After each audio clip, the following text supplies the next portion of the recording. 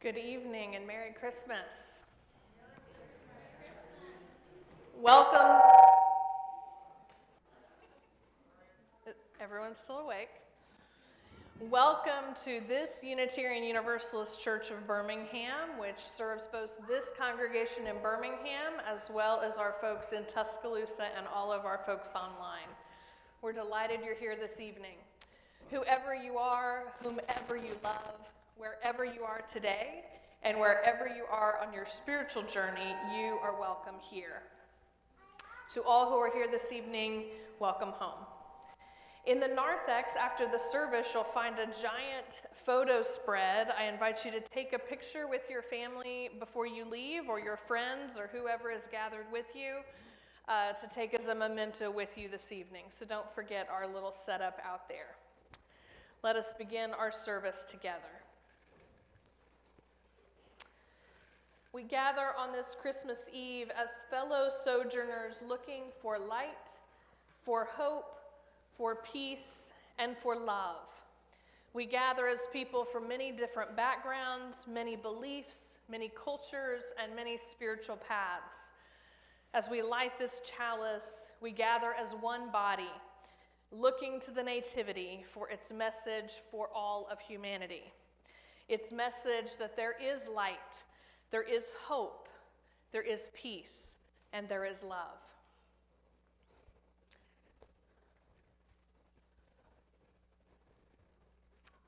In solidarity with our Jewish brothers and sisters, we also acknowledge that tonight is the 7th night of Hanukkah. And so we light our menorah in solidarity with those folks.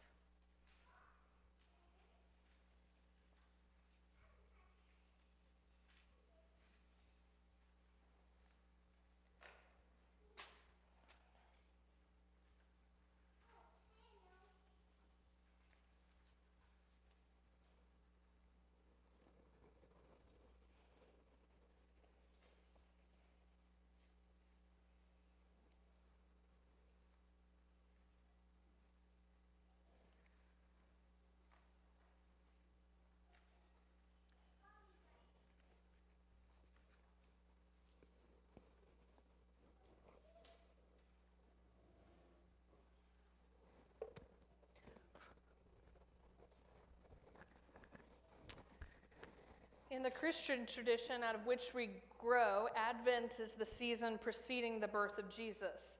During the 4 weeks of Advent, Christians around the world sit quietly in the midst of chaos, preparing a place in their heart where the seeds of hope, peace, joy, and love can take root. As Unitarian Universalists, Advent asks us, what are we waiting for and preparing for in our own lives and in the lives of our world? This evening we have lit all 4 candles of the Advent wreath, and we lit a 5th candle in the center in remembrance of the Jesus candle. The Jesus candle reminds us of all the light that Jesus brought to the world through his life and his teachings. May the light of these Advent candles inspire us to bring more hope, peace, joy, and love and light into the world. Please stand as you are willing or able and join in singing our first hymn, People Look East. The words are in your order of service. Peace.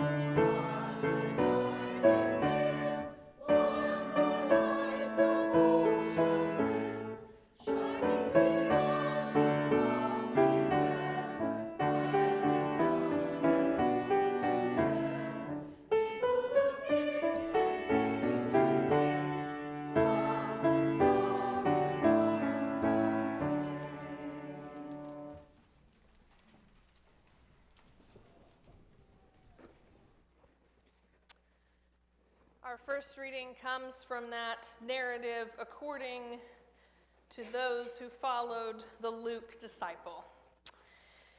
In those days, Caesar Augustus declared that everyone throughout the empire should be enrolled in the tax lists.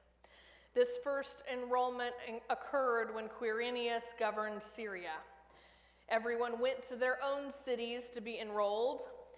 Since Joseph belonged to David's house and family line, he went up from the city of Nazareth in Galilee to David's city, called Bethlehem in Judea.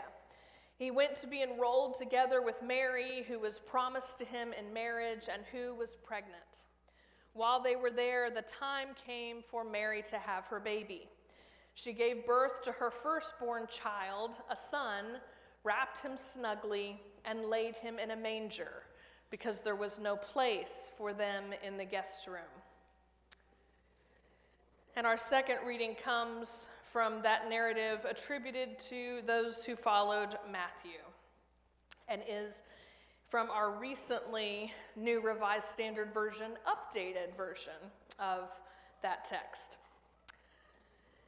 Now, the birth of Jesus the Messiah took place in this way. When his mother Mary had been engaged to Joseph, but before they lived together, she was found to be pregnant from the Holy Spirit. Her husband Joseph, being a righteous man and unwilling to expose her to public disgrace, planned to divorce her quietly. But just when he had resolved to do this, an angel of the Lord appeared to him in a dream and said, "Joseph, son of David, do not be afraid to take Mary as your wife, for the child conceived in her is from the Holy Spirit. She will bear a son. You're to name him Jesus, for he will save his people from their sins." All this took place to fulfill what had been spoken by the Lord through the prophet. "Look, the young woman shall become pregnant and give birth to a son, and they shall name him Emmanuel," which means God is with us. When Joseph awoke from sleep, he did as the angel of the Lord commanded him. He took her as his wife, but had no marital relations with her until she had given birth to a son, and he named him Jesus. Please rise in body or spirit and join in singing "It Came Upon a Midnight Clear," our written by Unitarian Universalist hymn. This is our UU Christmas Carol. Join together.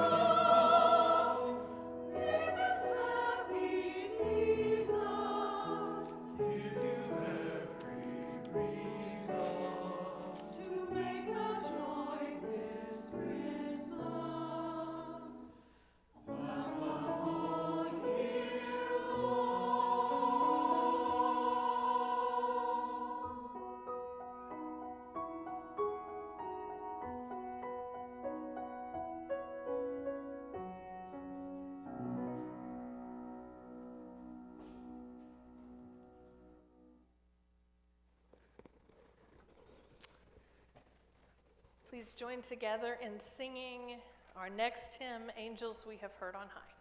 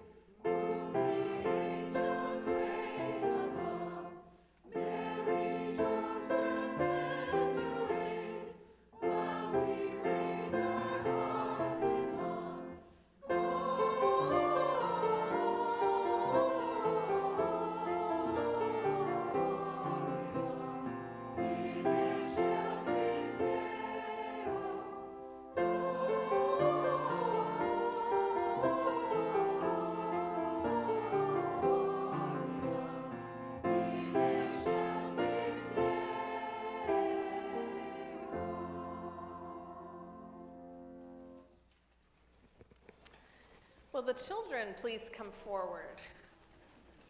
Any children that want to close up this evening? Come on, Aria. Yes. Where's Ezio? Ezio, do you want to come up?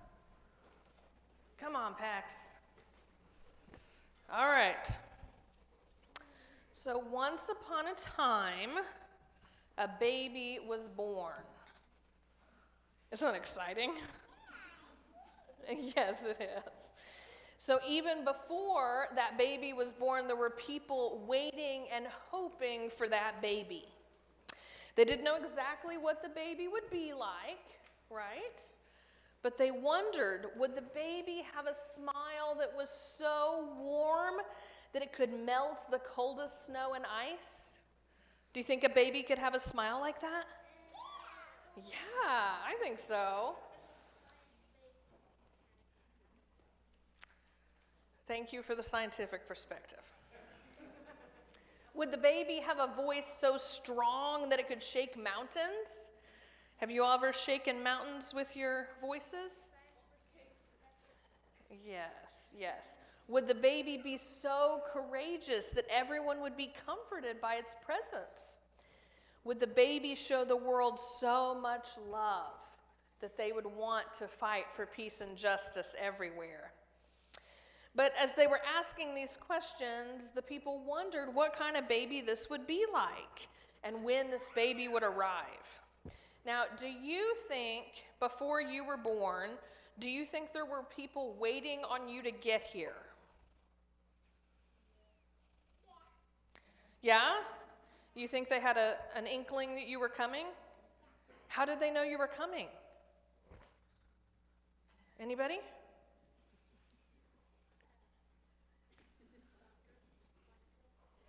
A doctor might have told them at the hospital. What are some other clues they might have had?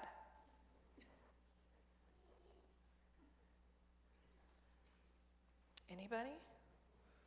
Did maybe somebody's tummy grow really big? Like bigger than Santa?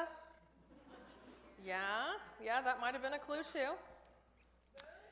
Your parents waited on you to get here too. And they were, when you were formulating and growing in tummies.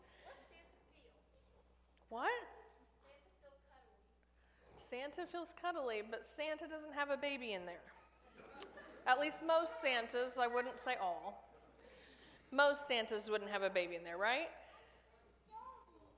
Yeah, but the baby, when we're looking forward to babies getting here, just like this precious baby, the parents and the grandparents and the family all sit around and talk about what kind of baby is this baby going to be? And we have lots of wonderings. And what we hope is that when our babies come out and start growing up and becoming big kids like all of you, that they're going to become brave and warm and comforting to other people and full of peace and joy, right? So we really hope that that's what folks are happening as well. So as your parents were waiting on you to get here, they were thinking about all those things, and so we're thinking about... What? It's all good. It's all good. It's all good. They knew that this baby was going to help ease the suffering in the world and was going to bring more peace and joy. And so it's our job to continue that story, right? Yes. All right. Let's go back to your seats, and we're going to sing a hymn called Jesus Our Brother that's in your order of service.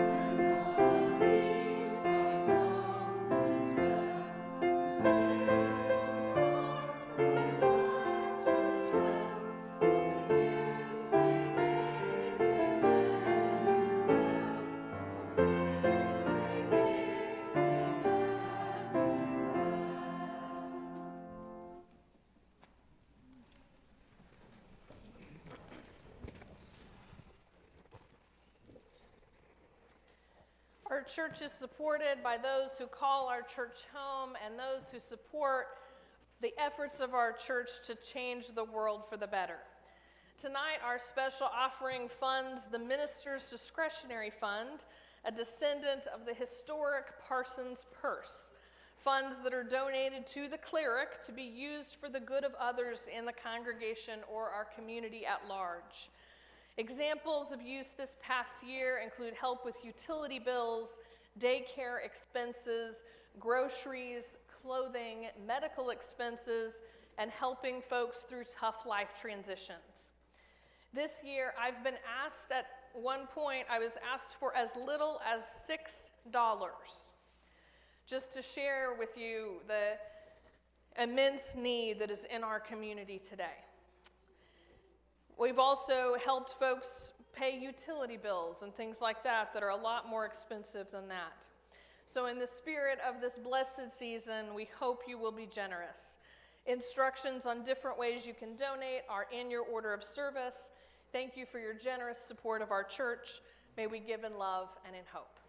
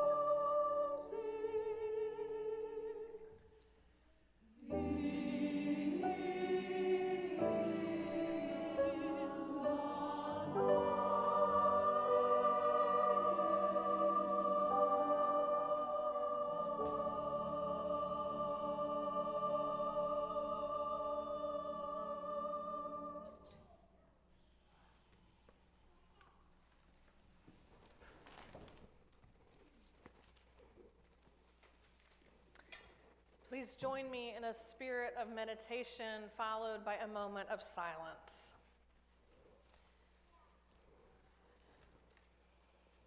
Now is the moment of magic, when the whole round earth turns again toward the sun. And here's a blessing. The days will be longer and brighter now, even before the winter settles in to chill us, although it's doing a good job right now. Now is the moment of magic, when people beaten down and broken with nothing left but misery and candles and their own clear voices kindle tiny lights and whisper secret music. And here's a blessing.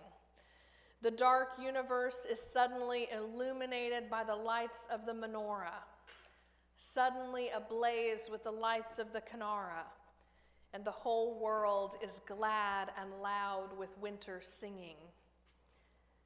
Now is the moment of magic, when an eastern star beckons the ignorant toward an unknown goal. And here's a blessing.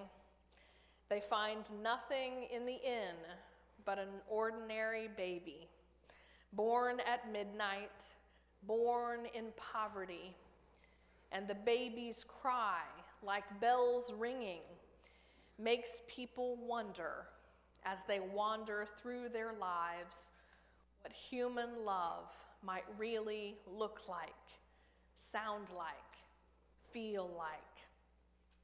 Now is the moment of magic, and here's a blessing. We already possess all the gifts we need.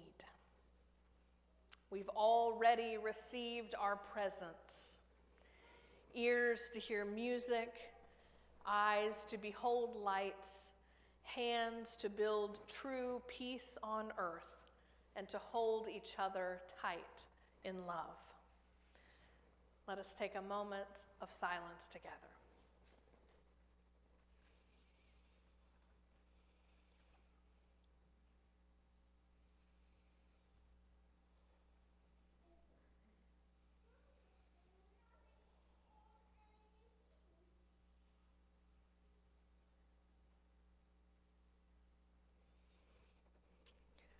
Amen and blessed be.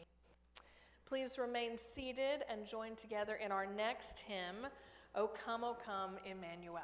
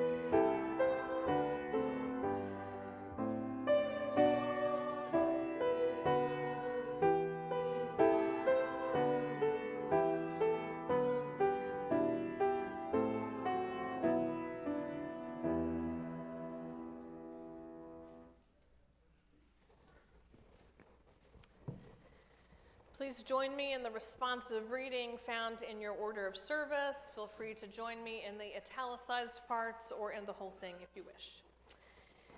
The night brought news of wonders, a star in the winter sky, a sign and a promise.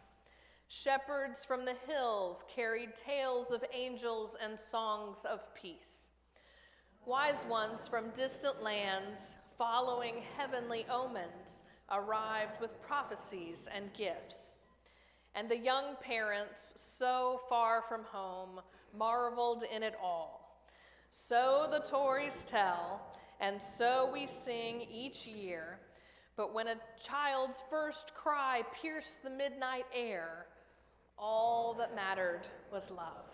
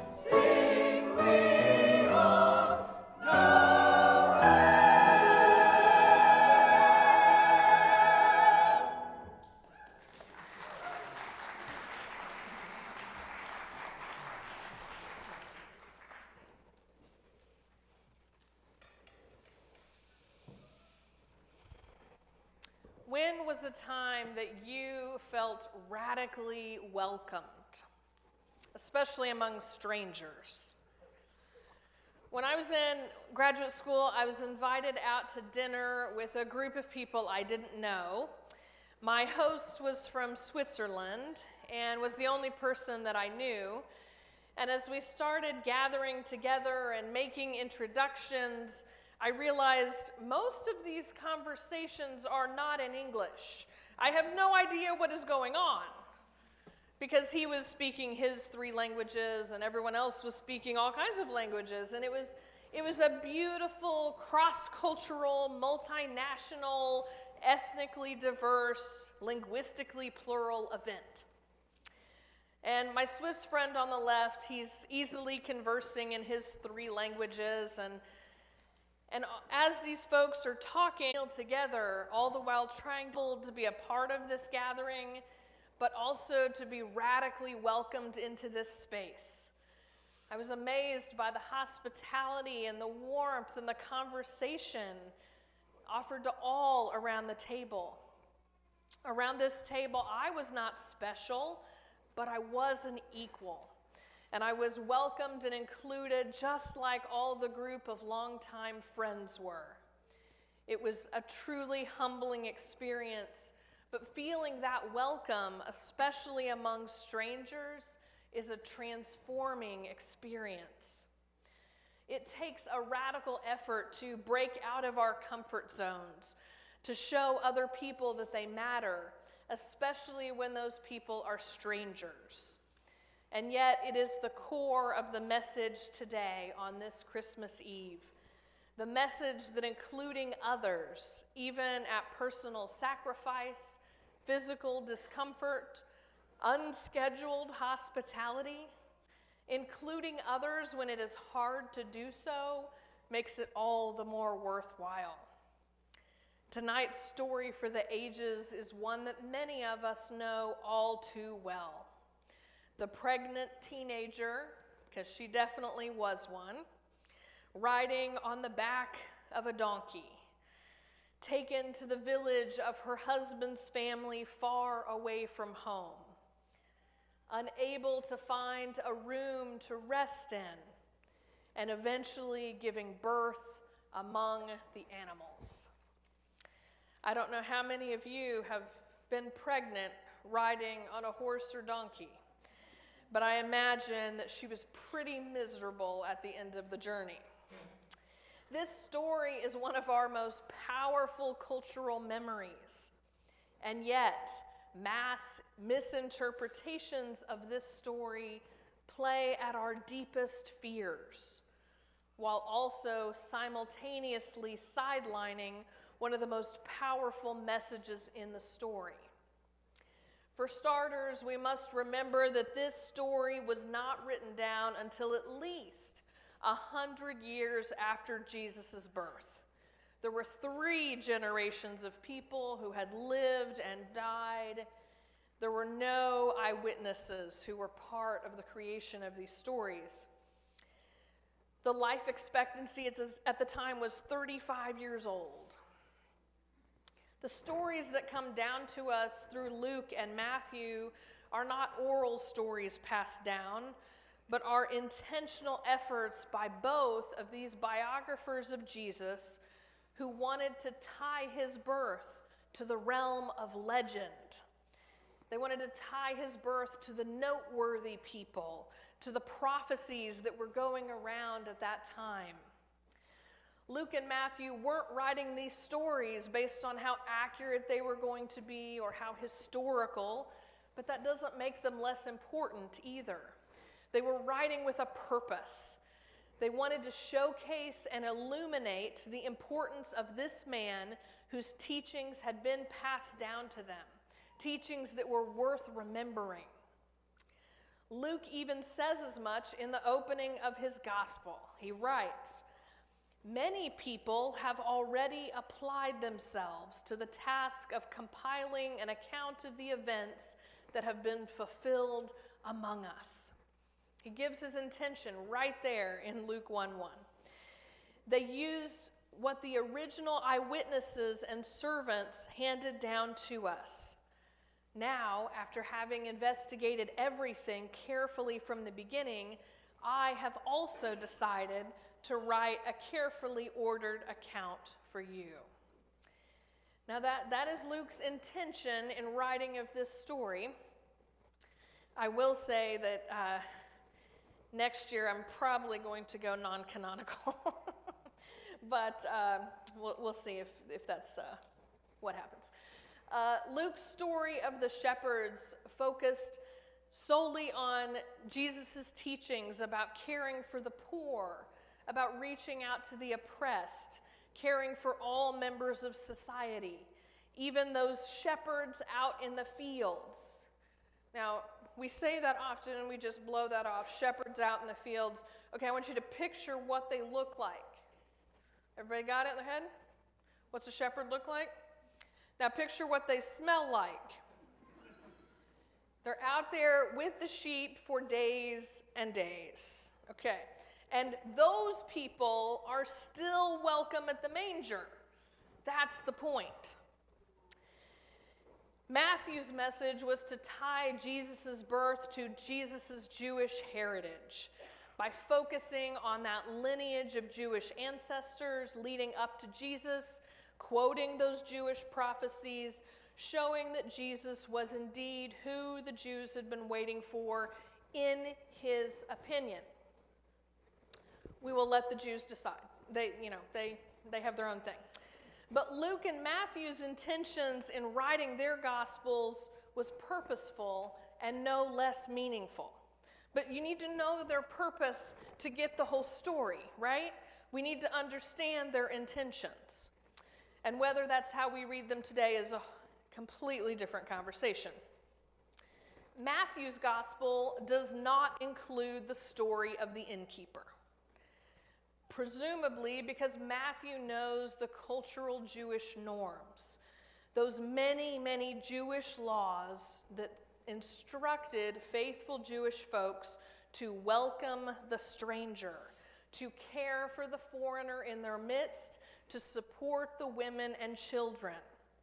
Matthew knows that if Mary and Joseph needed a place to stay, their Jewish family and neighbors would have stepped up.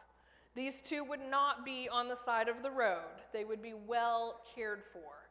And that's important for cultural context. Luke's story is the one that has the line that has captivated so many. She gave birth to her firstborn child, a son, wrapped him snugly, and laid him in a manger because there was no place for them in the inn. Luke's entire gospel is focused on including those who have typically been excluded. And his focus on Jesus' birth drops a hint that even Jesus' mother, Jesus, that guy that we're following his teachings for, that guy, his mother got excluded from the people who owned property and had money in the early times. That was his point. Practically speaking, there's truth and meaning in both stories. The radical welcome of Jewish tradition would not have abandoned a pregnant young woman, and in the crowded conditions of registering for a census, it was also probably difficult to find a place to stay.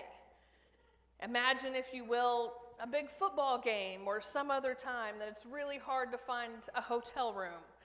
That is what's happening in this area. Studying homes of the period, it's important to note that as you would enter the home, there's a little gate surrounded by an open area, and that's where the animals hang out so that they don't wander off into the desert or onto someone else's property. The little fenced-in yard is right there. And then you go in a little bit further and there's the kitchen, because of course you want the fire to be on ground level. It doesn't make sense to put that up high. But also in the desert you want to sleep above ground as far as you can go. So they would build these 2-story buildings where they would sleep on the second floor because it was cooler and away from the animals and all of that. So if you imagine that when Mary got to the house, she's welcomed with the radical hospitality we expect her to be welcomed with. And she's given a choice of, well, you can hang out down here next to the food, or you can go up these stairs and be way out of the way. I imagine as a 9-month pregnant woman, she chose downstairs. Because who wants to walk upstairs 9 months pregnant? And especially since she's just come in from a donkey ride that had to be really uncomfortable. So I imagine that she just collapsed downstairs where her food and needs could be met. And Jesus' birth was certainly attended by all the women in the house, with the men staying far away due to they didn't want to be labeled unclean. And that was, part of the thing. But all of the women would have gathered around her and helped her to have this baby. And placing Jesus in the manger was the safest place for him, right? It's off the floor. The animals are all mingling around in this area. They wanted him to be safe out of the way. And they wanted him to be in a soft place when Mary's resting. But I imagine there's plenty of people to hold him as well. Now, if you can imagine, just think about all of the stress that you've gone through to get to this moment. The shopping, preparing, decorating, visitors coming, all the chaos. Nobody's having chaos? Everybody's feeling good? All right. Well, pretend you have chaos, and pretend that on your doorstep is now a woman whose water just broke. That is the chaos that we are entering in this time period of, oh my goodness, there's a lot going on, and now there's this gigantic thing going to absorb all the energy in the room. So there's a frantic rush for blankets and water. There's, an epic mess. There's the emotional energy of supporting this young woman who's about to give birth to her first child. Mary and Jesus were not abandoned or excluded from anyone, although they likely didn't know anyone at the house that day. That's not the point of the story, though. Luke's point is that despite all of these challenges, love found a way. Jesus was eventually welcomed into the world to be surrounded with love by his parents and his extended community. But the part of the story, why it keeps getting brought up year after year after year, is that Luke's story speaks to a fear in all of our hearts. A fear that we will be abandoned, excluded, left out, or shunned by the people who were supposed to care for us. And our modern human urge is to play into that by staying isolated, disconnected, cut off, for fear that others will disappoint us and not meet our deepest needs. We are made for connection. We are made for community, for companionship. And although at points it can be challenging to interact with others who, by the way, are also trying to have their deepest needs met. Do you see how this works? Lots of conflicting needs. Let me affirm in this space your inherent worth and dignity. You are good. You are worthy of love. You are enough. You are seen. You are capable. You are safe. You are content. You are vulnerable. You belong. These messages are countercultural, a bit radical even, but some of you need to hear that tonight. You need to know those essential truths. Take a moment to consider those folks that you have difficulty relating to. Maybe some of them are coming over in a few minutes. Maybe some of them are coming over tomorrow. Maybe you don't understand them, or you feel you have nothing in common, or maybe they are blatantly offensive to you in their opinion, speech, and habits. Your question tonight, the question every night, is if you were the innkeeper, would you let them in? This month, I had the honor of being asked to join a float at the Homewood Holiday Parade. And it was a float honored to honor the ancient pagan traditions that also celebrate this time of year.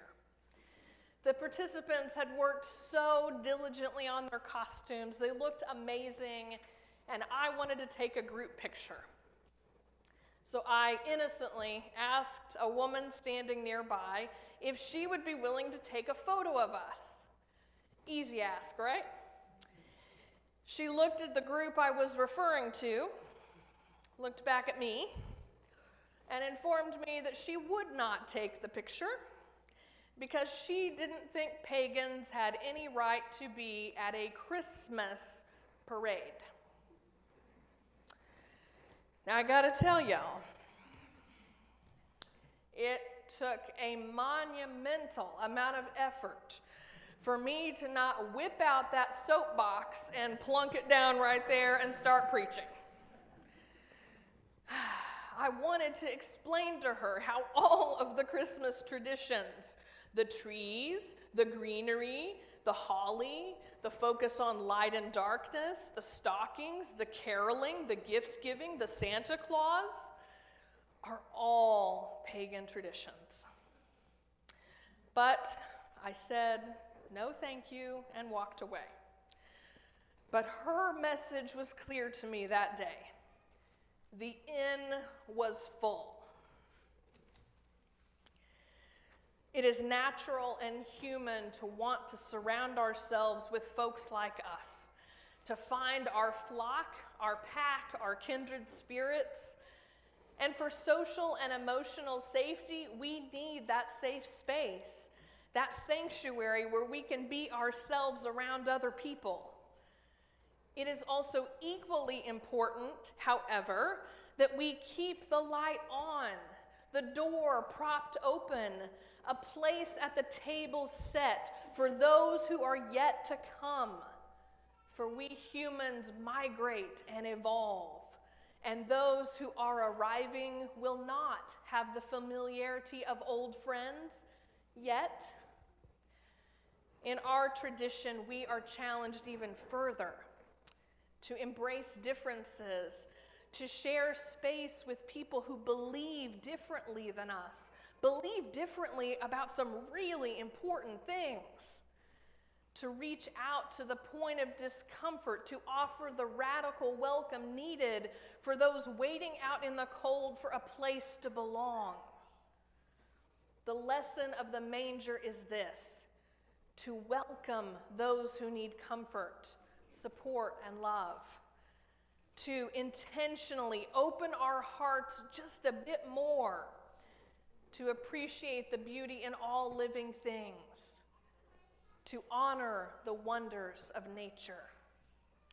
We honor this story, this ancient story, today and every year for the powerful messages that it elicits in our hearts and in our community. The birth of any baby is a miracle and should be celebrated.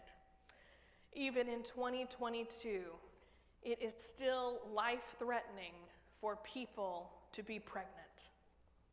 We still have much to do in supportive maternal care, especially for those without resources.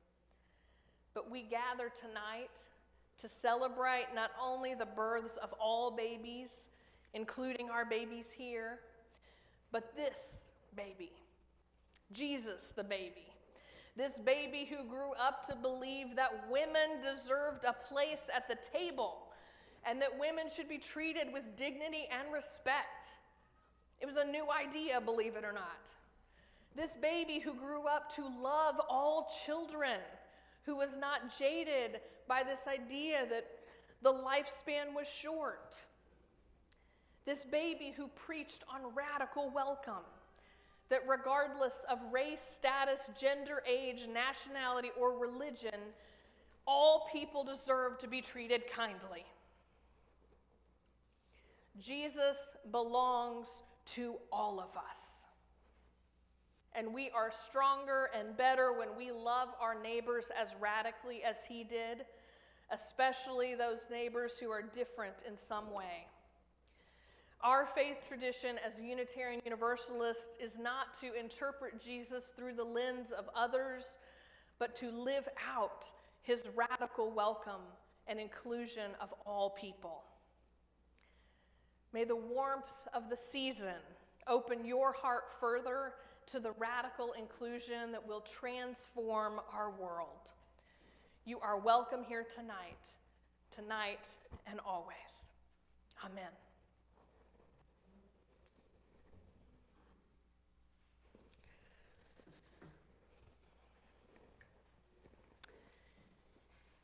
In closing, we are going to sing together Silent Night, but as we do so, we are going to light our candles. If you do not have a candle, please raise your hand and our ushers will be happy to help you. Thank you, Pax. I'm glad you have a candle. Please remember the unlit candle is the one that is tipped, so the lit candle stays upright. Please rise in body or spirit as we sing Silent Night together.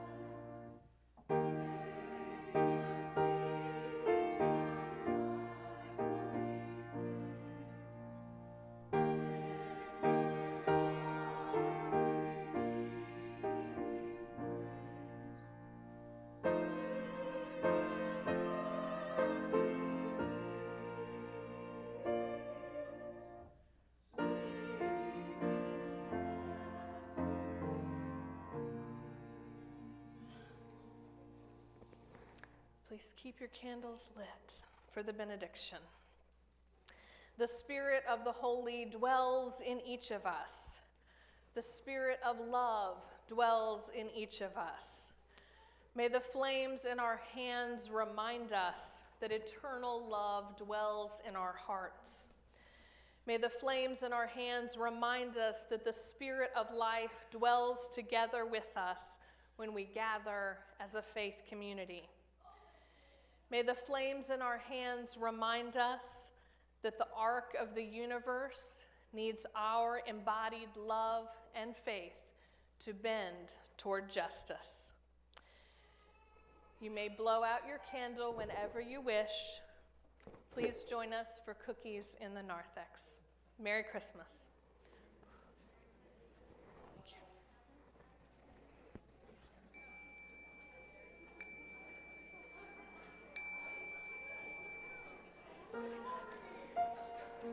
Yes.